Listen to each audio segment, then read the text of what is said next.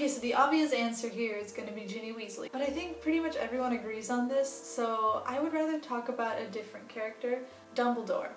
Particularly Book Dumbledore versus Michael Gambon Dumbledore. There was this time period where I didn't really reread the books for a while, and I was just, rewatching the movies every now and again. And during that time, if someone would have asked me, what do you think about Dumbledore, I would have said, don't really like that guy. Then, last year, I reread all of the books, and I realized, that that's complete bullshit. I love Dumbledore. Dumbledore is such a great character. But just because I was only watching the movies and I was seeing the movie Dumbledore, I just didn't like him. And I mean, that's not right. The movies made me dislike Dumbledore. And Dumbledore is such a great guy. In the books, Dumbledore is this nice, jolly, happy man who gives out candy and makes people wear funny hats at the Hogwarts feast, who is at the same time this really wise man. In the movies, especially the later movies, he's just sort of this grumpy old man, and I just don't see how that's okay. That is not okay. Especially because Dumbledore is such an important character. No. No. I mean, I do love the movies and I watch them all the time, but I mean, there's no competition. The books obviously have more to offer, There's so many things left out of the movies. There's so many little mistakes in the movies, or big mistakes. And although I think a lot of the movies do give the right vibe, it's just not the same as reading the books. I've talked about this briefly before. I have a lot of feelings about this. Richard Harris, in my opinion, really nailed Dumbledore. As I said, he's that kind of kooky, but also very wise man. And Michael Gambon Dumbledore just always seems in a bad mood or something. Even when he's supposed to play a lighthearted scene, he always just seems sort of bleh.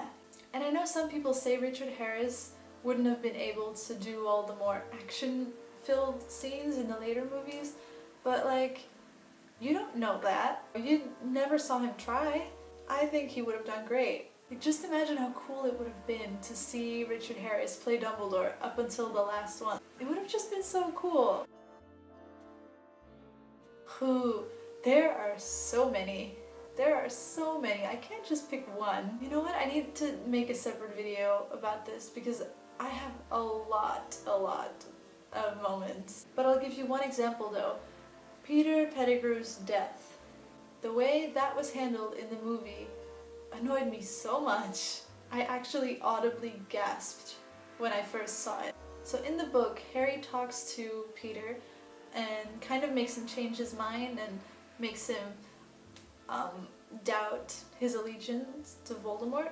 This leads him to be killed by his own hand, or by, the hand that Voldemort gave him. In the movies, Harry and Ron just stun him, and then Dobby makes some joke about who gets his wand. I just found this a very important scene for Wormtail because I felt like it gave him some kind of a redemption, and I feel like he really deserved that. I feel like Wormtail doesn't get enough credit.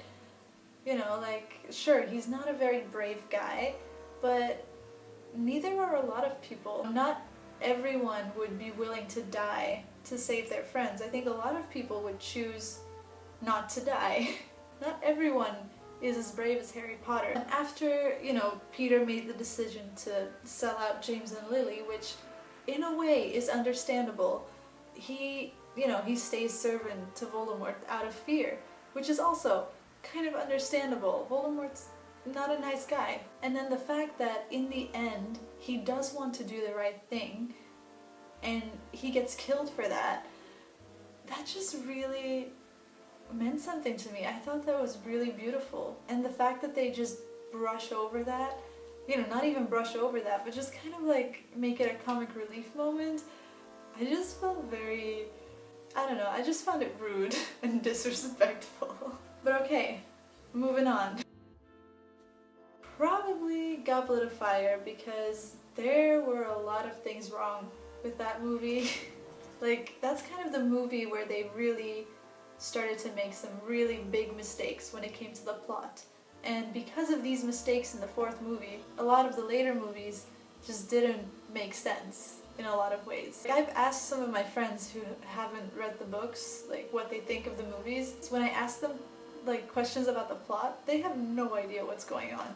And I think that's because a lot of mistakes were made, and those mistakes began in Goblet of Fire. They were actually going to split Goblet of Fire in 2 parts, and I really wish they would have done that, because then they would have had the time to tell everything that they needed to tell, so that later we wouldn't be having all these plot problems. When I first got into Harry Potter, I didn't really think of houses like that. You know, I just figured I would be friends with Harry and Ron and Hermione, but I never really thought about it more than that because I was quite young, I guess. But then around the age of 16, I started really wanting to know what house I was in. And I think my gut feeling from the beginning was always Hufflepuff or Slytherin. So when I first really started getting into the whole house thing, I immediately went to the internet and I did a bunch of quizzes, and most of them sorted me into Slytherin. And I was very happy with that. I was content because I felt like I belonged there. That was nice. But then, like, a couple of years later, when I was in college, I started thinking that maybe Slytherin wasn't really the best house for me anymore. Like, I felt like I had changed, you know, because, you know, when you're a teenager, you're a certain way, but, you know, you grow older and you learn things and your perspective on life changes, and I felt like that happened to me, and that sort of gave me the biggest identity crisis for a while, because I was like, okay, I'm not Slytherin anymore, what am I? I'm so confused. And at this point my gut feeling was saying, you're probably Hufflepuff. I was pretty much waiting for Pottermore to release their new and improved version of the Pottermore sorting hat, and when that time came, I did the test, I got Hufflepuff. Since then, I've actually done the test a couple more times, just to be sure, and yeah, I'm pretty sure I'm Hufflepuff, and it really makes sense. I really feel like there's no other house more suited for me. Yeah, and I think it's okay to change house as you grow older, because, you know, you're not the same person. For me, I think it's mostly because the things I value most have changed, and my perspective on life has changed. Yeah. Which makes me wonder, does the sorting hat know how you're going to grow up when he's sorting you? Because, you know, you're 11 years old. Does he know what you're going to turn out to be like? Or does your environment have a big impact on how you're going to grow up? It's a very complicated situation, and I really think about it a lot. How does it work? How does the sorting hat work? And how much of your personality is already decided within you? And how much of it is external stuff coming at you? I don't know. I just find that very interesting. I always thought my favorite would be Charms class, because Charms class just seems like the most practical class there is. Like, in Charms class, you learn how to make objects fly, you learn how to do Accio something, you learn how to open doors. Like, these things are just practical things that I would very much like to know and be able to do in life. So yeah, I know it seems kind of like a boring answer, but definitely Charm. Okay, I have this one spell that I just love so much. It's called the Cheering Charm. It's basically a spell that makes you cheer up, it makes you happy. And I just think that's the nicest thing ever. The incantation is not mentioned in the book, but I mean, if J.K. Rowling, if you're watching, please let me know. She's not watching. It's the cutest thing. My gut feeling is saying Neville at this moment because, I don't know, I think he's just a very nice guy, and I think he'd be easy to talk to, because I'm quite shy, and I feel like he's very approachable. Also, we both really like plants. Oh, or Fred and George. You know what? Fred and George would be the people that I would love to be friends with, but I'm not cool enough to hang out with. That's Fred and George. So yeah, I'd probably be friends with Neville. It's pretty obvious you probably should pick the invisibility cloak. I mean, I don't want a wand, that makes people want to duel me. I don't want to fight anyone, to be honest. The stone just would make me feel sad, probably, because nobody can actually come back from the dead, and I don't want to mess with the dead, and you know, we're just gonna leave that there. But invisibility, yes, I want that. I like the books the way they are. I wouldn't want to change anything. But then I think about James Potter and how frustrated I am when it comes to that guy. Like, James is such a arrogant bully, and I really fail to see how Lily would have started loving him, you know, enough to start a family with him. Like, I really just, I don't know, that gets me. I have a weak spot for bullying, and people who bully, I just really dislike him. I really do.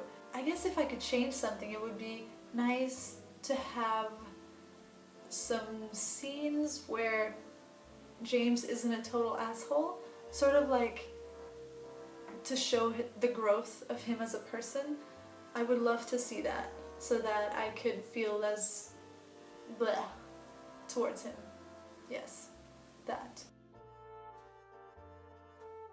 I do really like Peter Pettigrew because I find his character to be relatable and very interesting, but if I had to pick a favorite, I think I'm just gonna pick Lupin because, I mean, he's just such a good guy. He's a wonderful human being. He's not had a very easy life, but the way he overcomes it, I find very empowering. I have a lot of respect for that guy. I like Lupin. This is getting heavy. I mean, it's gotta be Fred, right? You can't not say Fred on this one. Fred has a twin. You can't just leave George alone, running his business without his twin brother. It just makes me very sad. I don't even want to think about it, like I might cry. So yes, Fred. Bring back Fred. I don't know, can I say neither? Well, first off, Horcruxes. I mean, I'm not really into killing people, and I don't really want to live forever. I don't care. And Hallows, I mean, I don't know. I don't need all that power. I'm just not interested in power at all. Just let me lead my own chill life. Although I guess the cloak would be kind of cool, but if I have to take the stone and the wand with it, nuh-uh. Is not happening. So yeah, neither. So this concludes the whole list of questions. This was a very long video. It's actually starting to turn dark outside. But yeah, I really enjoyed thinking about these questions. I've just really been into the Harry Potter spirit lately. I think it's with a new movie coming out. I get so excited. I know it's not the same. I know it's not an actual Harry Potter movie, but still, we're gonna see so many new things from the Wizarding World. All this new information makes the Wizarding World like a more full-fledged universe to me, and that makes me very happy. And also the setting's really cool. I mean, 1920s New York, hell yeah. So yeah, let me know if you're excited about the movie. Are you gonna see it on the first day? I know I am.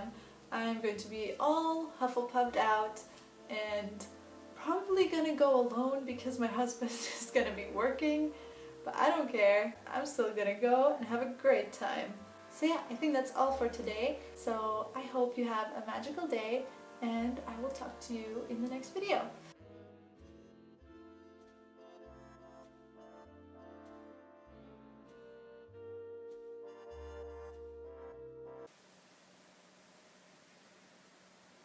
Okay, gotta go.